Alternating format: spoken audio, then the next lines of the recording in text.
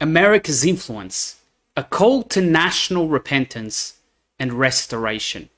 Jeremiah 27 verse 5 tells us, I have made the earth, the man and the beast that are on the ground, by my great power and by my outstretched arm, and have given it to whom it seemed proper to me. Someone wise once said, God is indeed on a throne of grace, but that is no less glorious and suited to inspire reverence than a throne of judgment. America's influence, a call to national repentance and restoration. Want to know more? Hang around.